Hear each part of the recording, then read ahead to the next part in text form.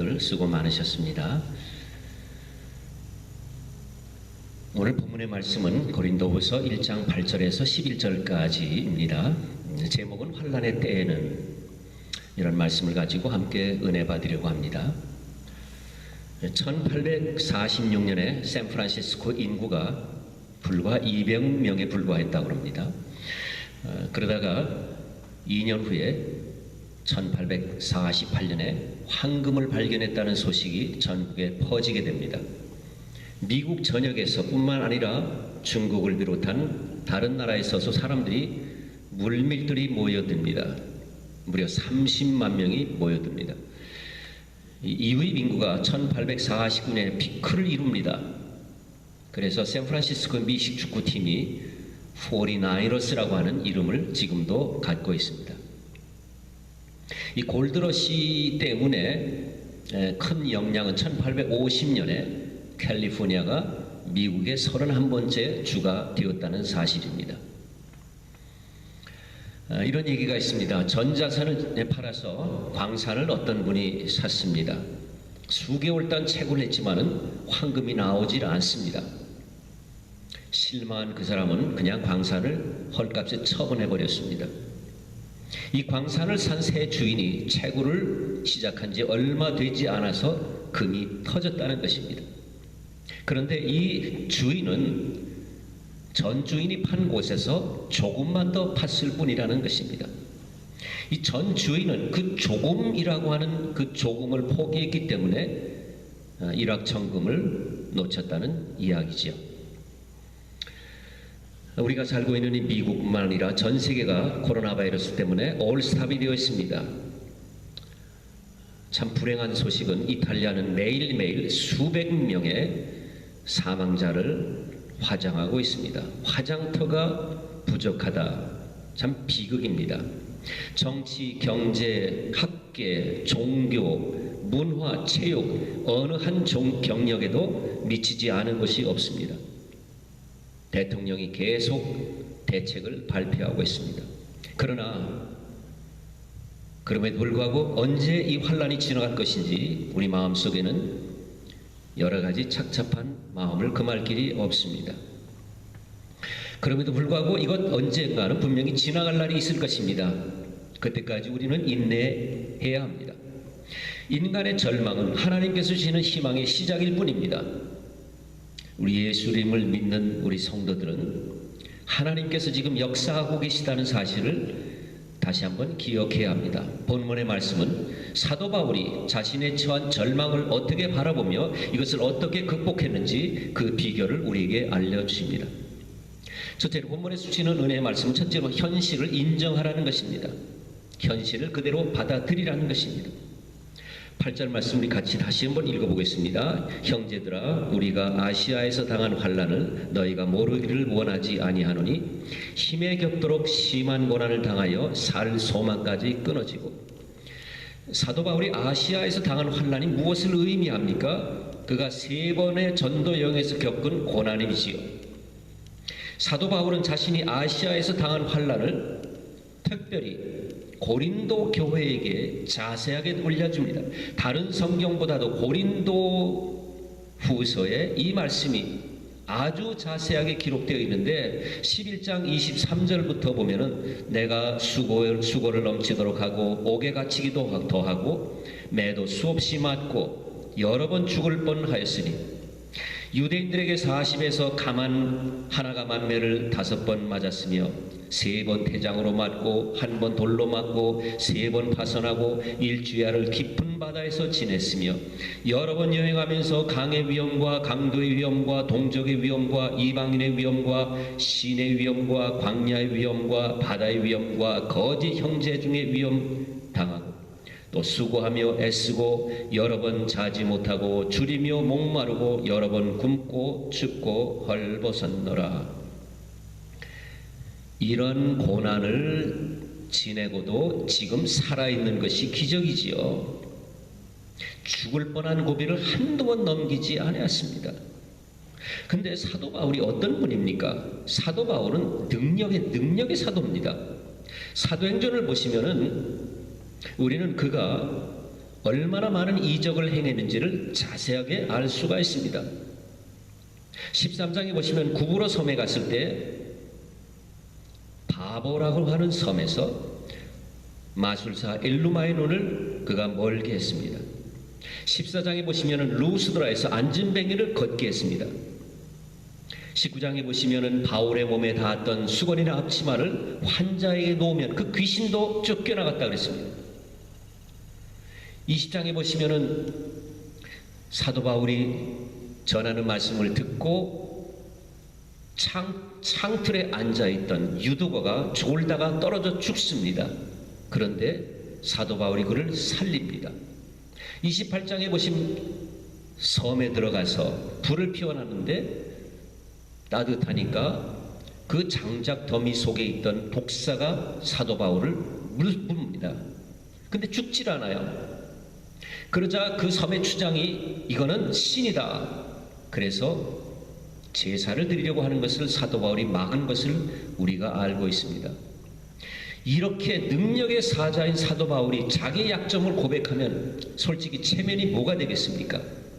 그런데 사도 바울은 자신의 약점에 대하여 아주 당당합니다. 사실 다른 사람들 앞에서 강한 모습을 보이고 싶어 하는 것이 우리의 마음이 아닙니까? 그러나 우리가 생각해야 될 것이 있습니다. 연약한 것은 부끄러움이 아닙니다. 아플 때는 아프다고 해야 합니다. 왜 아픈 겁니까? 왜 고난이 있는 겁니까? 살아있으니까 그렇지요. 그래서 병은 자랑하는 사람이 빨리 고친다고 얘기했잖아요. 자신의 아픔을 인정하고 고백하는 것이 치유의 시작인 줄로 믿습니다. 우리 마음속에 뭔가 숨기고 나타내지 않은 것이 있다고 하면 우리는 하나님 앞에 이것을 고백해야 합니다. 특별히 우리 한국 사람들은 체면의식이 참 강합니다. 그래서 좀처럼 자신의 감정을 나타내려 하지 않습니다. 구한말에 조선에 오셨던 이 외교관이며 선교사였던 알렌의 편지에 친구에게 보낸 이 편지에 이런 내용이 있었답니다. 내가 조선인들에게 예스가 노요, 또 노가 예스라는 사실을 알기까지는 너무나 오랜 시간이 걸렸어요. 여러분, 우리는 어떤 사람에게 칭찬을 받으면 그냥 감사합니다, 땡큐 그러면 되지 않아요? 그런데 뭘 그런 걸 가지고 그렇게 참 이 겸손한 것처럼 그렇게 생각합니다. 그런데 속마음은 어떻습니까? 그래도 사람 보는 눈이 있어가지고 그런 생각을 하게 되죠. 우리 참 교포들 서로 교제를 많이 나눕니다마는 저희 교회도 성도님들 가정에 많이 가고 했지요. 어떤 교인이 성도들을 초청해서 갔는데 그야말로 참 진수성찬이었습니다. 근데 주인이 말합니다. 차린 건 없지만은 많이들 드세요. 차린 게 없다면서 어떻게 많이 먹으라고 하겠습니까? 그래서 어떤 분은 별로 정말 차린 게 없네 그러니까 주인이 차린 건 없는데 돈만 들었네 그런 얘기를 했더랍니다. 우리가 속에 있는 것을 감추는 것은 참 겸손이 아니라 오히려 문제를 해결하지 못하는 장애물이 됩니다. 사사기 3장에 에웃이라고 하는 분이 나옵니다. 이분은 왼손잡이였습니다. 왼손잡이라고 그러는데 저는 이 성경을 잘 읽어보면은요, 날 때부터 왼손잡이라기보다도 오른손을 쓰지 못했기 때문에 왼손을 쓸 수밖에 없던 그런 분이라고 생각합니다. 사사기에 이스라엘이 하나님을 떠나자 모압 왕 에글론이 종려나무 성읍인 여리고성을 점령합니다. 여리고성은 이스라엘 백성들이 처음으로 먼저 점령했던 땅인데 이 여리고성도 모압에게 제일 먼저 또 빼앗깁니다. 하나님께 범죄했기 때문에 그렇지요. 그래서 18년 동안이나 이스라엘이 에글론에게 조공을 바쳤습니다. 이스라엘 백성들이 하나님 앞에 부르짖어 기도하자 하나님께서 베냐민 사람 에웃을 사사로 세우셨습니다. 근데 그가 오른손을 쓰지 못하는 왼손잡이인데 에글론에게 공문을 바치러 갔다가 이제 단둘이 에글론과 만나는 그 자리에서 그가 허벅지 안에 감추었던, 오른쪽 허벅지 안에 감추었던 1규빗 45cm 긴 칼을 왼손으로 빼내어 에글론을 죽입니다.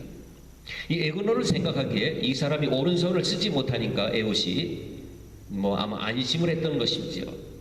그러나 경계를 하지 못했던 이 에글론은 왼손잡이 에훗에 의해서 죽임을 당하게 됩니다. 사도 바울은 자기의 약점을 성도들에게 공개합니다. 왜요? 기도해달라는 것입니다. 우리가 중보기도를 합니다마는 여러분 사정을 어떻게 다 알겠습니까? 말씀해 주지 않으면 알 수가 없습니다.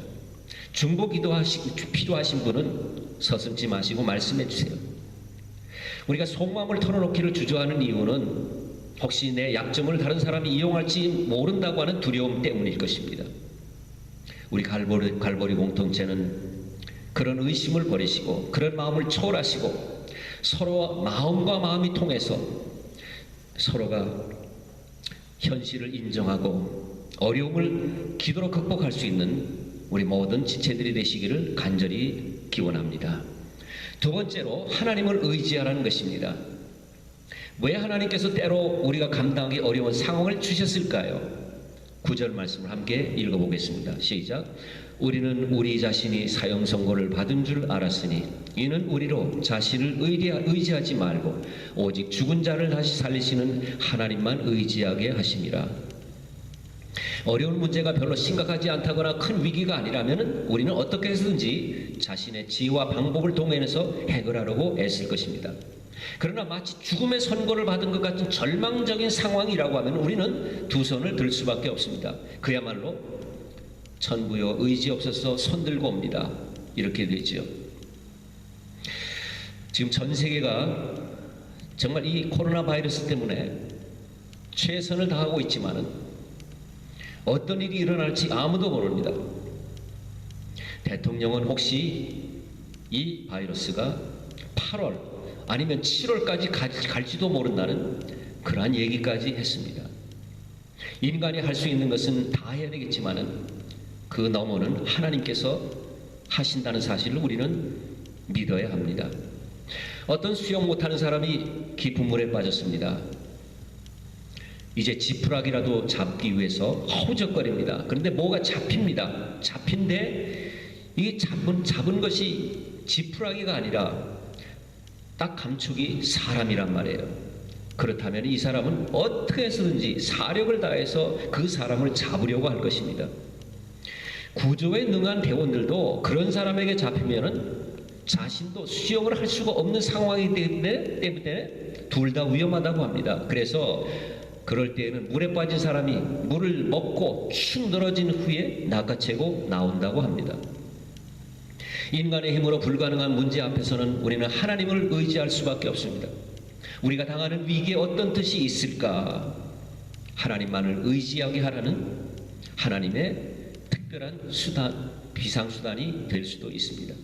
때로는 우리 하나님께서 우리가 너무 의지하고 있는 이 참 줄들을 하나씩 둘씩 끊어버릴 때가 있다는 사실입니다. 이때 우리는 하나님을 더욱 의뢰하고 신뢰해야 합니다. 사도 바울이 10절에서 이렇게 우리에게 간증해 줍니다. 그가 이같이 큰 사망에서 우리를 건지셨고 또 건지실 것이며 이후에도 건지시기를 그에게 바라노라. 앞으로도 건져주실 것을 확신하는 고백입니다. 우리도 그런 확신을 가져야 합니다. 이 코로나 바이러스는 반드시 물러갈 것이다. 반드시 물러갈 것이다. 우리는 그때 더 건강한 몸으로 더 좋은 모습으로 설 수 있습니다. 하나님께서는 과거와 현재뿐만 아니라 우리의 미래도 오직 하나님을 의뢰하는 자에게 넉넉히 이길 수 있다는 확신을 주십니다. 우리 하나님은 저와 여러분을 지난날의 고난 중에서 건져주셨습니다. 지금도 우리를 지켜주시고 앞으로도 건져주실 것을 믿으시기 바랍니다. 로마서 8장에 보시면은 사도 바울이 하나님이 우리를 사랑하신 한 우리를 이길 대적이 세상에 아무도 없다고 선포합니다. 누가 능히 하나님께서 택하신 자들을 고발하리요? 누가 우리를 정죄하리요? 누가 우리를 그리스도의 사랑에서 끊으리요? 여러분 힘들고 어려우시죠? 캄캄한 터널, 그것을 우리는 연상하게 됩니다. 그런데 우리가 생각해야 될 것이 있습니다. 터널은 입구가 있으면 출구가 반드시 있다는 얘기입니다. 출구 없는 터널은 있을 수 없습니다. 그러므로 캄캄한 터널 속을 들어가 보면은 언젠가는 광명한 입구가, 출구가 나온다는 얘기입니다. 그 터널 밖에서 우리는 우리를 향해 손을 들고 계시는 하나님을 향하여 나갈 수가 있습니다. 우리가 의지할 하나님은 죽은 자를 다시 살리시는 하나님이시라고 9절에 말씀하고 있습니다. 하나님은 전능하신 분입니다. 우리의 형편과 처지를 아시는 하나님께서 더욱더 우리에게 은혜 베풀어 주시도록 더욱더 하나님을 굳게 의지하는 우리 모두가 되시기를 바랍니다. 마지막으로 우리에게 권면하신 말씀은 기도하라는 것입니다. 11절을 다시 읽겠습니다. 너희도 우리를 위하여 간구함으로 도우라. 이는 우리가 많은 사람의 기도로 얻은 은사로 말미암아 많은 사람이 우리를 위하여 감사하게 하려 함이라. 사도 바울이 고린도 교인들에게 어떻게 도와달라고 부탁하는 겁니까? 간구함으로. 도움 중에 도움이 무엇이겠어요? 대통령도 국민들을 도울 것입니다. 우리 성도님들도 서로가 도울 수 있습니다. 그러나 도움 중에 도움은 중보 기도입니다. 중보 기도가 무엇입니까? 우리의 기도를 통해서 하나님의 도우심을 끌어오는 것입니다. 기도가 최고의 도움인 것은 하나님이 우리를 도와주시기 때문에 그렇습니다. 하나님의 도움, 하나님의 능력을 끌어당길 수 있는 길은 오직 기도뿐인 줄로 믿습니다. 그러므로 기도는 많이 하면 할수록 유익일 수밖에 없습니다. 우리 인생이 여러 가지 염려로 늘 가득 찹니다. 여러분, 코로나 바이러스가 언젠가 지나가겠지만 그거 지나간다고 끝이 되겠습니까? 아닙니다. 인생은 계속 고난의 연속입니다. 하나가 지나가면 또 다른 염려가 우리를 근심하게 할 수 있습니다. 그래서 마음의 평안을 잃을 수 있습니다. 이것에 대한 해결책을 성경은 기도라고 우리에게 말씀해 주고 있습니다. 우리가 잘 아는 빌립보서 4장 6절부터 7절까지 함께 봉독합니다. 아무것도 염려하지 말고 다만 모든 일에 기도와 간구로 너희 구할 것을 감사함으로 하나님께 아뢰라. 그리하면 모든 지각에 뛰어난 하나님의 평강이 그리스도 예수 안에서 너희 마음과 생각을 지키시리라. 하나님께서 기도하는 사람에게 주시는 선물이 뭐라 그랬습니까? 평안입니다. 여러분, 마음이 불안하면 일이 손에 잡히지 않습니다. 잠도 오지 않습니다. 우리나라 속담에 호랑이 굴에 들어가도 정신만 차리면 산다고 했습니다. 어려운 위기에서 우리는 정신을 바짝 차려야 합니다. 여러분, 포기하지 않는 한 하나님이 우리의 도움이 되시는 줄로 믿어야 합니다. 여러분들에게 잠깐 그림을 보여드립니다. 여러 번 보신 그림입니다. 황새 한 마리가 개구리를 덥석 물었습니다. 개구리 머리부터 입에 넣고 꿀꺽 삼키려고 하는 순간이었습니다. 머리가 황새 입에 들어간 이 개구리가 갑자기 앞발을 쭉 뻗습니다. 그리고 앞발을 꼭 잡고 죽은 힘을 다하여 황새의 목을 조르기 시작합니다. 갑작스런 기습으로 숨을 잘 쉴 수 없었던 황새는 결국 개구리를 놓아줄 수밖에 없었다는 이야기입니다. 이 그림을 그린 사람은 우리에게 말씀해 주고 있습니다. Never give up, never give up. 포기하지 말라고 합니다. 사도 바울이 어떤 분이냐?